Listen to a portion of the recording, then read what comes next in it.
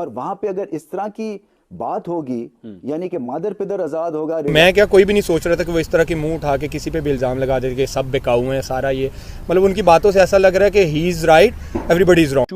मोहम्मद आमिर की जो एक माजी के अंदर मैच फिक्सिंग का वो पूरा स्कैंडल था, you are always used to say even as a commentator के he should not come back in the team. देखिए, जिसने पाकिस्तान के लिए क्रिकेट खेला, जब आप अल्लाह आपको पावर देता है तो वो ले भी सकता है, तो अगर आप इसका मिसयूज़ करेंगे तो फिर आप जिस तरह आजकल टीवियों पे जा के गिले शिकवे हो रहे हैं तो फिर ऐसे ही होता है। ऑनेस्टली ये गिव एंड टेक है, जैसा करो वैसा। Mohammad Amir did not fit in. Shaheen Shah Afridi, आपके फास्ट बॉलिंग तो आउटस्टैंडिंग है कि किसी को बुरी लगेगी, लेकिन आप जाके सबको कहना कि मैं ठीक हूँ बाकी गलत हैं। मैं बर्दाश्त नहीं कर सकता हूं कि पाकिस्तान के लिए 9 प्लेयर्स जोर लगा रहे हैं जीतने के लिए और 2 प्लेयर्स कह रहे हैं कि हम किस तरह हारें। ये उनकी सोच है, उनको लगता है कि किसी को माफ़ी मिलनी ही नहीं चाहिए, ये उनकी अपनी सोच है।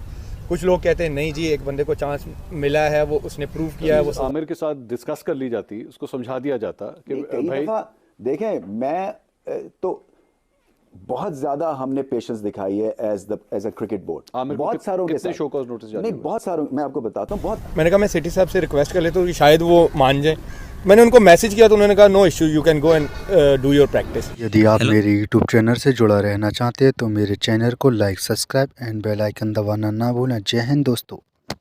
कि भाई इसको वापस नहीं खिलाना चाहिए। मोहम्मद आमिर ने जब पता लगा कि जी आपको रिमूव कर दिया गया और नजम सेठी साहब आ गए, तो ये एक्चुअली ट्वीटेड कि लो जी बहुत अच्छा ये फैसला हुआ है। तो अगर कोई ये समझे कि जी आपने being PCB chairman Mohammad Amir के साथ ज्यादती की है, तो ये एक ओपिनियन है ना, and you will have to give weightage to that. इसमें कोई ब्लैकमेलिंग नहीं है, इसमें कोई ऐसी बात नहीं है। 2-3 चीजें हैं। एक तो आपको ये भी देखना है कि टीम क्या चाहती है इस वक्त। अच्छा, एक तो ये है ना कि टीम के पास क्या अवेलेबल टैलेंट है और किस तरह से उसको यूज किया जा रहा है। Mohammad Amir did not fit इन।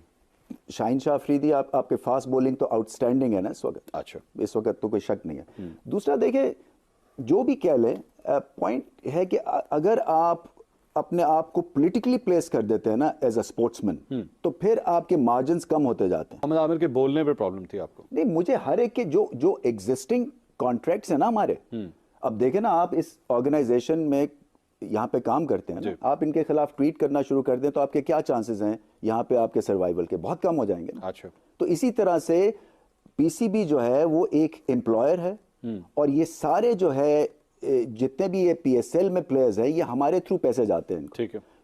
अगर आपने क्रिकेट टीम में खेलना है हमारे थ्रू जाते हैं, आपने फर्स्ट क्लास टीम में खेलना है वो हमारे थ्रू जाते हैं। तो ये एक तरह से, बट डोंट यू थिंक कि ये कुछ हद तक स्लेव माइंडसेट की तरफ आ रहा है? बिकॉज वी पे you money, you know talk about. यही चीज आमिर के साथ डिस्कस कर ली जाती, उसको समझा दिया जाता कि भाई देखें, मैं तो बहुत ज्यादा हमने पेशेंस दिखाई है एज अ क्रिकेट बोर्ड। बहुत सारों के साथ शो कॉज नोटिस नहीं, बहुत सारों, मैं आपको बताता हूँ, बहुत सारों के साथ। इसलिए कि फॉर एग्जांपल आकिब जावेद जो है वो कलंदर्स के साथ है, पेमेंट हमारी जाती है जिसमें आकिब जावेद की भी फी उसमें जाती है उसको। और बात की कि लुक, ये डिसिप्लिन हमारा डिस्ट्रॉय होता है। मैं बड़ा अनकंफर्टेबल हूं, और मैंने उनसे बात की सबसे फ्रेंचाइज ओनर से कि मैं बड़ा अनकंफर्टेबल हूं, हम अपने बच्चे देते हैं आपके हाथों में। ठीक है। और वहां पे अगर इस तरह की बात होगी, यानी कि मादर पिदर आजाद होगा रिगार्डिंग जो मर्जी मैं कर लूं और कह दूं, नहीं, doesn't this have more to do with criticism? के क्रिटिसिज्म ना करो, वैसे जो मर्जी कमेंट करो। नहीं, आप करें क्यों कोई बात? आपका काम है to lead all these franchises into action. देखे ना, या ये कोई पॉलिटिकल प्लेटफॉर्म तो नहीं है। यहाँ पे आप इस तरह के जब आप कमेंट्स देते हैं तो आपका डिसिप्लिन डिस्ट्रॉय हो जाता है। लेकिन मेरा कमिंग बैक अगेन, आपको एक इशू मोहम्मद आमिर की जो एक माजी के अंदर मैच फिक्सिंग का वो पूरा स्कैंडल था, you are always used to say even as a commentator के he should not come back in the team. देखिए, जिसने पाकिस्तान के लिए क्रिकेट खेली है ना मंसूर, उसमें अगर आप और मैं अनफॉर्चुनेटली उस पीरियड में था जहां बहुत ऐसी कंट्रोवर्सीज होती थी। ठीक है। मैं बर्दाश्त नहीं कर सकता हूं कि पाकिस्तान के लिए 9 प्लेयर्स जोर लगा रहे हैं जीतने के लिए और 2 प्लेयर्स कह रहे हैं कि हम किस तरह हारें। ठीक है। तो ये एक सेंस ऑफ बिट्रेयल है, और वो यही समझ सकता है और वही समझ सकता है जिसके साथ उसने बीती है, ये एक्सपीरियंस किया हुआ है। ठीक है। चले, ये अगर पहला टीयर होता, आज से कोई 25 साल पहले की बात होती कि पहली दफा कोई मिस्टेक हुई है, तो आप देखते हैं कि चलो यार पहली दफा हुआ, ऐसा नहीं हुआ। मगर हमारे हर 3-4 साल के बाद एक इवेंट होता रहता है। अच्छा। और कहीं पे हमें दुरुस्तगी नहीं होती है। तो आप कहाँ तक जाएंगे इनको माफ़ करने के हिसाब से? प्रोफेशनल आपको ऐसी ही फैसिलिटीज़ चाहिए होती हैं बिफोर द टूर्नामेंट कि आप अपने आप को रेडी कर सकें। और मैंने कल भी कहा था कि मैं ऑनेस्टली मैं घर बैठा हुआ था तो मैंने सोचा कि यार क्योंकि 2 दिन बारिशें हो रही थी तो प्रैक्टिस नहीं हो पा रही। मैंने कहा मैं सिटी साहब से रिक्वेस्ट कर लेता हूँ कि शायद वो मान जाएँ।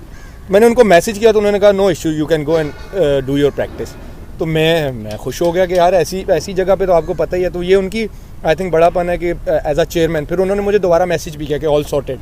तो ये एक बड़ापन है कि आप अपने प्लेयर्स को इस तरह रिस्पेक्ट देते हैं, जो आई थिंक पिछले सिस्टम में ऐसा नज़र नहीं आया। कुछ प्लेयरों को अगर आप देखें तो उनकी शिकायत है कि जी फ़ोन नहीं पिक हुए, रिप्लाई नहीं किए गए। तो आई थिंक एक इंसान जब पावर में आता है ना तो उसको आई थिंक अपना आप नहीं भूलना चाहिए, क्योंकि जब अल्लाह आपको पावर देता है तो वो ले भी सकता है। तो अगर आप इसका मिसयूज़ करेंगे तो फिर आप जिस तरह आजकल टीवियों पे जा के गिले शिकवे हो रहे हैं तो फिर ऐसे ही होता है। ऑनेस्टली ये गिव एंड टेक है, जैसा करो वैसा भरो।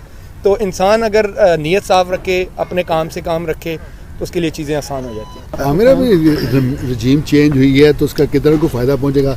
जिस तरह मिसबा के मुतालिक, वकार के मुतालिक, कुछ जर्नलिस्टों के मुतालिक रमीज़ ने बोला और जो उसका रवैया था उनका, तो क्या कहेंगे उस पर?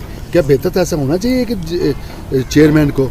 ऑनेस्टली हालांकि वो मुझे लगता है कि बहुत पढ़े लिखे आदमी हैं और उनसे इस तरह की आई थिंक मैं क्या कोई भी नहीं सोच रहा था कि वो इस तरह की मुंह उठा के किसी पे भी इल्ज़ाम लगा देते कि सब बेकाऊ हैं सारा। ये मतलब उनकी बातों से ऐसा लग रहा है कि he is right everybody is wrong. तो ऐसा होना नहीं चाहिए, क्योंकि इफ़ एंड बट्स में हर बंदे का ओपिनियन होता है। किसी को अच्छा लगता है, किसी को बुरा लगता है। 100 बंदे होंगे जो मेरी बात से एग्री नहीं करेंगे, 10 बंदे होंगे जो एग्री करेंगे। किसी को अच्छी लगेगी, किसी को बुरी लगेगी। लेकिन आप जाके सबको कहना कि मैं ठीक हूँ बाकी गलत हैं, ऐसा होता नहीं है, ना ऐसा चलता है पाकिस्तान में। वैसे 2023 के टारगेट क्या है, क्या गोल्स हैं, आप क्या अचीव करना चाहते हो? 2023 के देखें ये बड़ा ट्रिकी सवाल किया आपने, टिपिकल मीडिया वाला सवाल किया है। 2023 का ये कि PSL आ रही है, इंशाल्लाह PSL में परफॉर्म करूँ, फिर देखते हैं आगे क्या होता है। प्लेयर्स को बिल्कुल क्रिकेट खेलने की इजाज़त नहीं होनी चाहिए। और आपके हवाले से सवाल हुआ था, तो आप क्या कहते हैं कि इतने साल गुजरने के बावजूद और चैम्पियंस ट्रॉफी भी जीता आपने पाकिस्तान ने, तो उसके बावजूद भी ये राय कायम करना दुरुस्त है? देखिए, मैंने आपको पहले बोला कि हर बंदे का अपना ओपिनियन है। किसी को अच्छा लगेगा, किसी को बुरा लगेगा, ये उनकी सोच है। उनको लगता है कि किसी को माफ़ी मिलनी ही नहीं चाहिए, ये उनकी अपनी सोच है। कुछ लोग कहते हैं नहीं जी, एक बंदे को चांस मिला है, वो उसने प्रूव किया है, वो सज़ा काट किया है, वो अपना ओपिनियन है। मैं नहीं ये कह सकता कि भाई कि मेरे से पर्सनल कर रही है, उनका ओपिनियन हो सकता है और उनका ओपिनियन है। और हर बंदे को ओपिनियन अगर कोई लिमिट में रह के ओपिनियन दे रहा है तो उसकी रिस्पेक्ट करनी चाहिए। तो आई थिंक मेरे लिए ये है कि मैं अपनी ज़िंदगी में इतना आगे जा चुका हूँ कि रमीज़ भाई की ये जो बातें हैं अब ऑनेस्टली इधर से आती हैं तो इधर से निकल जाती हैं, तो आई हैव नो इश्यूज़।